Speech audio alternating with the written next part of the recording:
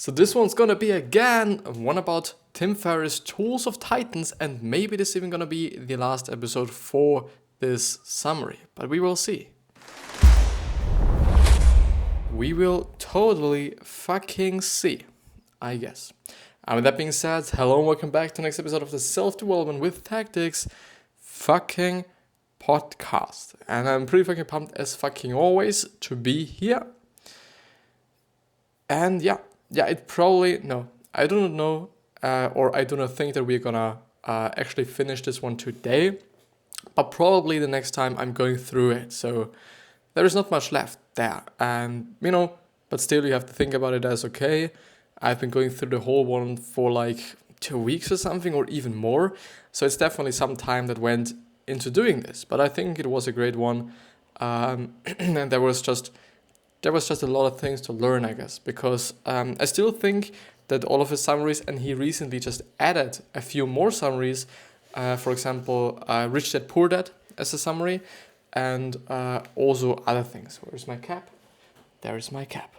And they're all that long and they're all that great, which is just amazing, and which is just really good for those people who maybe do not want to just either read a whole book or that do just want to not buy the book, and I think this is totally great for them because it is free, which is just something you should truly appreciate, because I don't know, like not everybody would do it, really not. It's just really something you and I should appreciate, that I even have the opportunity, and you also have the opportunity and possibility to actually get such high valued and such just great summaries for free, totally for free, without any restrictions, even as a PDF. It's just amazing. You do not actually have to have some internet all the fucking time. You just can download the PDF and then you're good to go, which is just amazing. It really fucking is amazing.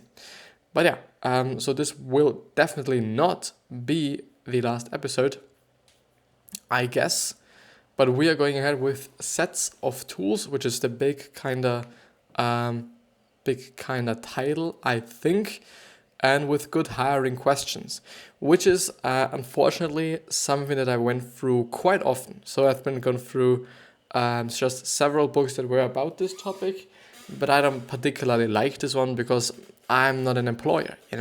This is not, at the time at least, it is definitely not something that I should be concerned about because I don't do this. And I don't know, maybe I'm gonna be doing this in 10 years or something, but there's still some time to, still some time between me and actually having my business, my own thing, employees, basically. But yeah, I think I'll just go ahead with reading the whole thing. So, Sets of Tools. This is a Tools of Titans summary of tactical items for hiring, asking good questions, and solving your life problems. Good hiring questions. What do you think about that really gets you excited? From Adam Caselli. And I think it's a good question because you can definitely then just see what also the personality of this person is like, because if they say like, okay, the new Gucci bag, well, it just says something, it communicates. But if he says like, or she says, I'm just really excited when I think about my mother because I like her so much, it just also communicates something. So maybe I should quote Paul Václavic, or however you would actually pronounce it in English. I think he's definitely not from a German-speaking country, I guess. Maybe from Hungary or something like this, so definitely in the East. And he said that you cannot not communicate, which basically means we always communicate with whatever we are doing. Our body, just posture, how we speak, what tonality we have, what we are speaking about, quite everything. We always quite just communicate. But still, communication is something that's incredibly fucking difficult. And maybe also hard to understand, and also kind of, it comes up to a lot of factors, whether communication went well or not. There's just a lot of things. There's a lot of noise, I would say, a lot of noise that could distract certain things from actually getting where they should be, or where they should get, actually. But yeah, I just see the towel in the background. Just gonna do it away. Just a second, please.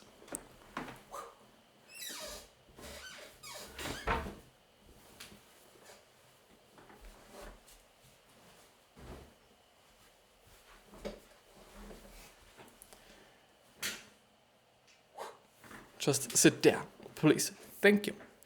But let's go ahead with this piece of gold. What are you doing what are you doing that the whole world doesn't realize is a really big fucking deal? From Alexis Ohanian. Yes, Ohanian. Good question. Matt Mullenweg auditions his employees instead of relying on interviews. Tell me something that's true that very few people agree with you on. From Peter Thiel.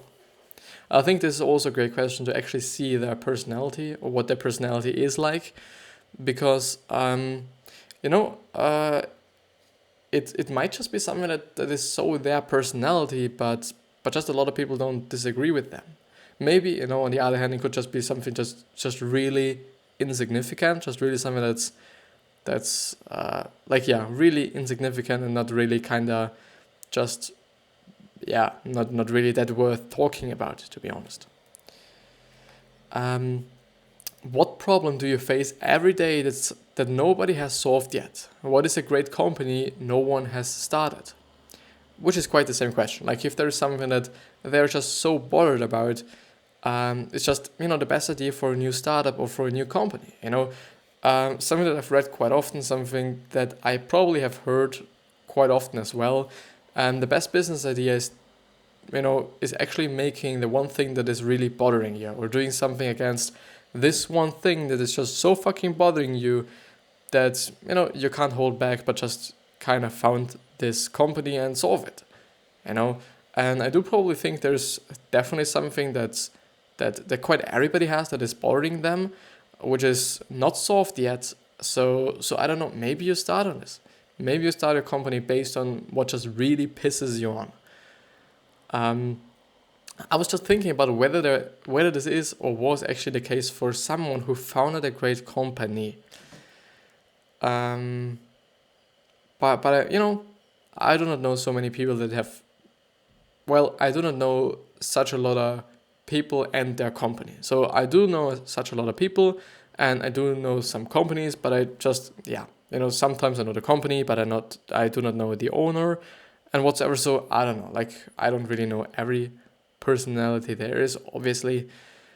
But yeah. What interesting things are you working on? Why is that interesting to you? And what's surprising about that? Is anybody else thinking about this? From Chris Young. If I gave you 100 million, what would you build and how is it defensible? This is just an incredible great question in my point of view, because I don't actually like the way this question is restricting the answer to some degree, because it basically says like, if I gave you 100 million, what would you build? I think a better question would be, what would you do with this 100 million? Because this just so extremely shows you the character and the personality of somebody. If they say like, okay, I'm gonna buy me a cool car to impress my people or some shit like this, they are just such a kind of person.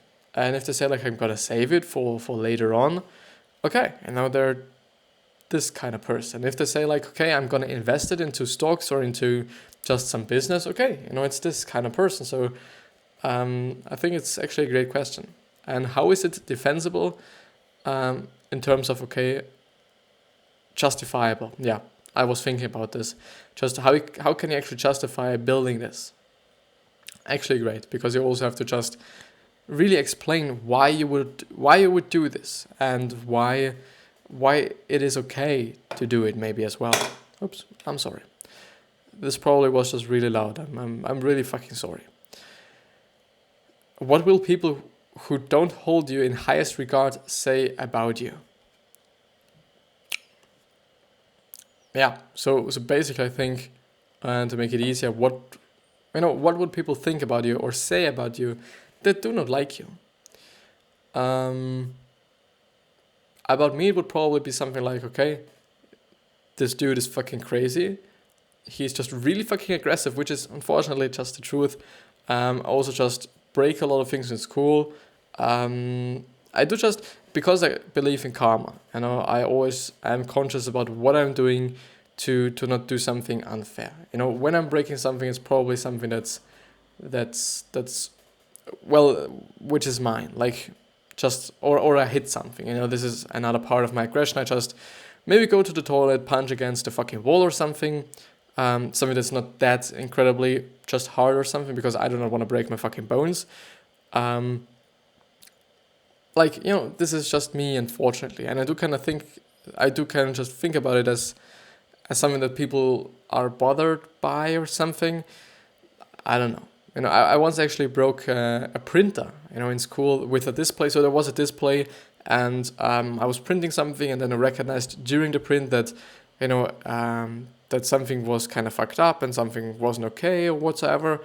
And then I pressed the stop button, and I thought the printer would actually give me my money back because I actually didn't print anything.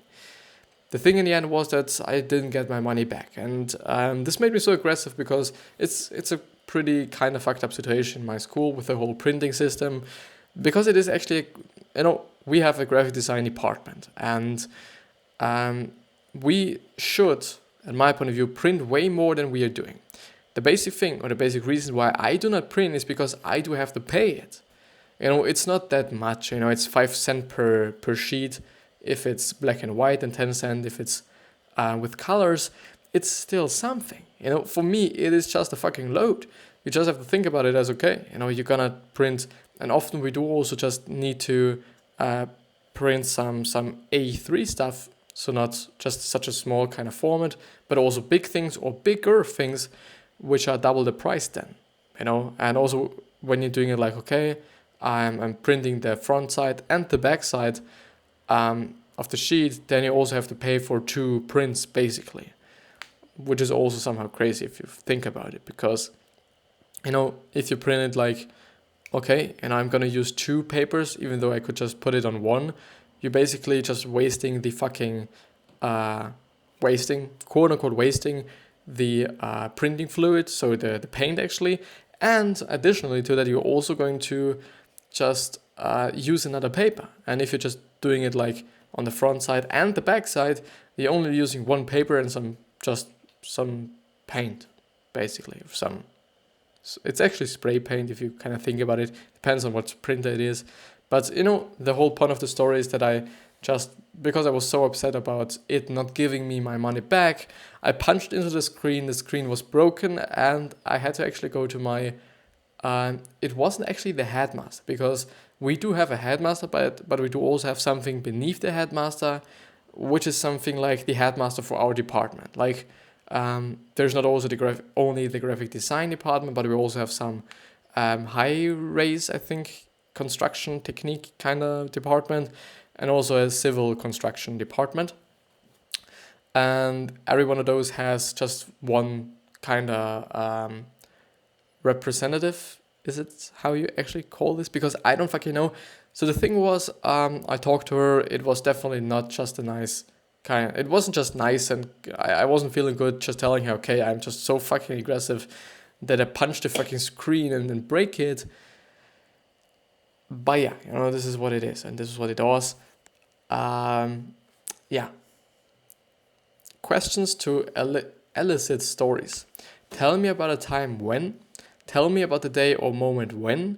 Tell me the story of how you met X, how you majored in Y. Tell me about the day you realized. What were the steps that got you to... I should actually kind of do that, so that I'm not getting notified all the fucking time. I do, by the way, hope that you can't hear that, because it might be just pretty upsetting or bothering you or something. But yeah, tell me about the day you realized. What were the steps that got you to? Describe the conversation when. How did that make you feel? How do you make... I can't read, yeah. What do you make of that? What did you learn from that? Explain that a bit more. Explain that a bit more. That's not a great question at my point. If the old you could see the new you, So if the old you could see the new you, what would the old you say? This is particularly a great question because, yeah, just because. You seem very confident now. Was that always the case? Describe the debate in your head about X decision or event. What did you want to do when you were a child before anybody told you what you were supposed to do? And the last one is give vulnerability to get vulnerability. Makes sense, which is definitely the case, I would say, and I don't know, I do just assume and feel like that some people, or there are certain kind of people that do not make themselves vulnerable to everybody. And I think there's definitely an upside of this. I do not want to say like, okay, you do just have to be vulnerable to everybody, because this is particularly not the fucking truth. It just makes sense for me, and I do understand why people do not want to be vulnerable to everyone, because it makes you vulnerable, and it is not something, well, that nice and that easy or whatever. And I also think people just want to protect themselves. Like, people want to build some walls to not get so vulnerable. Like, it's, this, the word it says already, the word itself already says it. I do just get it, but I do also think that making yourself vulnerable or getting vulnerable, well, I think there's also an upside of this. And, even though there are downsides as well, I do think you can just really connect with people that way, just way easier, I guess, and better, or you can even connect with people. I don't know if you could, if you wouldn't make yourself vulnerable, but I don't know. Like, I really don't. What do you think about it? Would be nice to hear. Put it down into the fucking comments or DM me on Twitter, Snapchat. Why do I always just point out Snapchat? I'm having Snapchat also with my kind of business account or my social media account, but I'm not using it because I would always just have to change the account, because I do have my private one, and there I'm just texting with friends occasionally, and it would be just a lot of work to always kind of change the account, log out, log in, whatsoever. But you can totally get to me on Instagram. I'm quite often on Instagram, on Facebook, sometimes, but I will definitely, I think, see the question or the DM or the message. And on Twitter, I think probably Snapchat, not Snapchat, but Instagram would be the best option, because I'm quite always there. And I always see it, because I always get my fucking notifications. I do also have my Twitter notifications, but like, maybe they're so insignificant that I do not see a lot of those, or just, wish them away, because, like, not wish them away, but I just slide them away.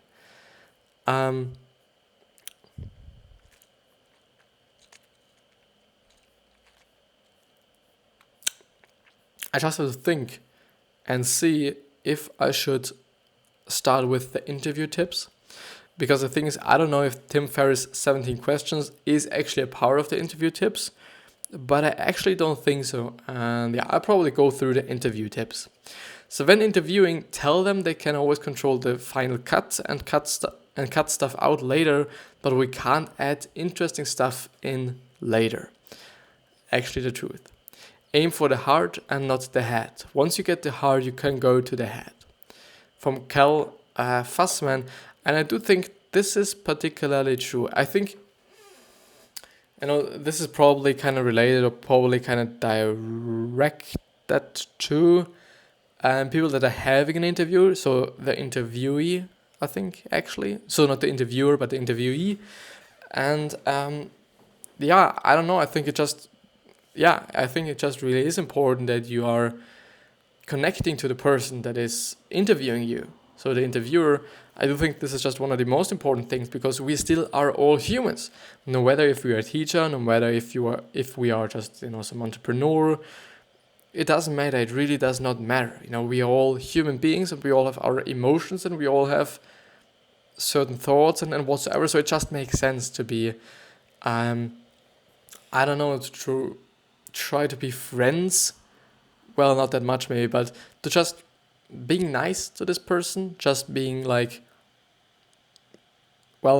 just also giving a fuck about your personality as it is, and you being kind and nice and grateful and all these good things that I often talk about, to being able to connect with this person and to just maybe also get chosen on a personal level, because I do understand that some people might have just incredible skills, but I also do understand that people won't actually hire them, you know,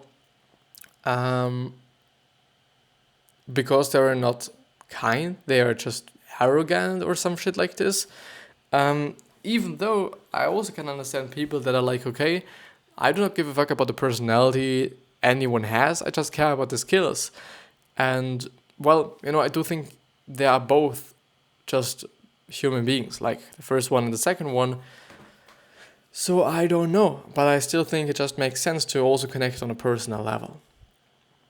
Ask an unexpected question, make them think. From Karl Fassman asked Gorbachev, not about the Cold War, but what's the best lesson your father ever taught you? This is a great one, I guess, I think if somebody would actually ask me this question, I would say there was nothing, I guess. There was nothing. Mike Birbiglia told Obama his wife was pregnant and he was the first to know. They talked about childcare and poo. I don't know who Mike Birbiglia is. Mike Birbiglia. I'm gonna show you. Well,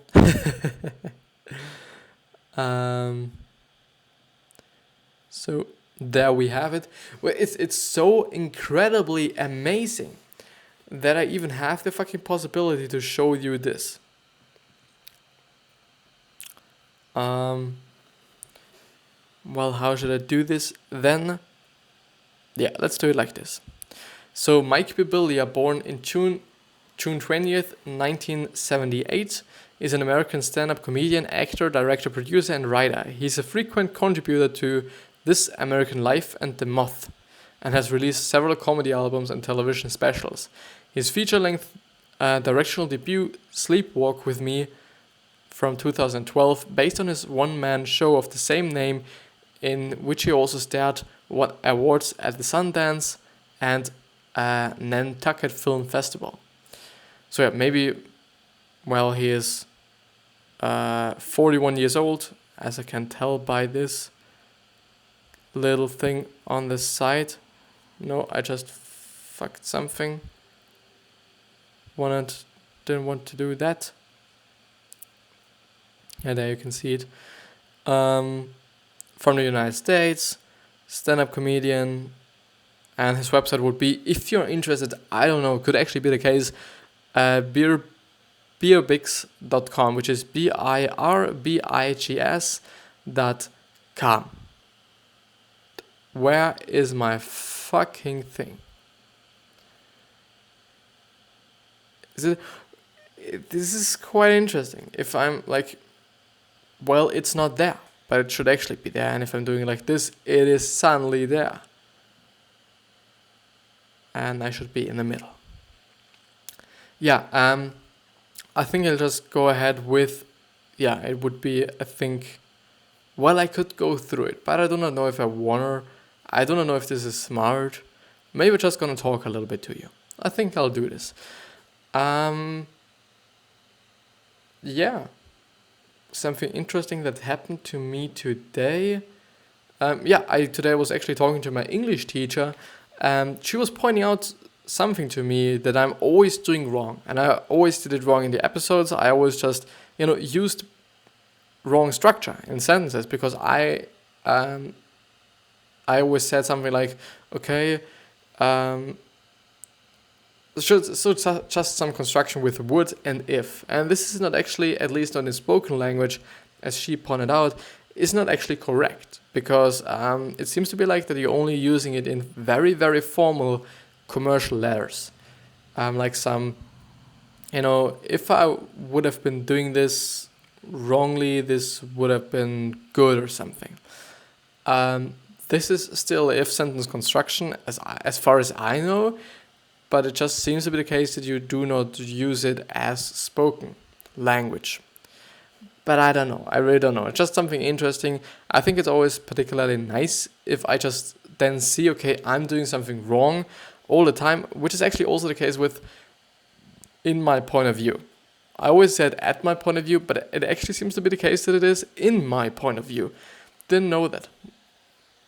Really didn't know that. But yeah, I think this is actually the end of the episode. And to just not stretch it to infinite time. But yeah, I wish you the best health, wealth, happiness, and success. And I also hope that you're going to remind yourself on how you gonna be remembered. And yeah. So basically your legacy, and you always decide, and you decide, it is totally in your hands how you're going to be remembered, whether you're going to be remembered as a good person or as a bad person. And with that being said, I see you the next time, and thank you very much for watching or listening. And I see you.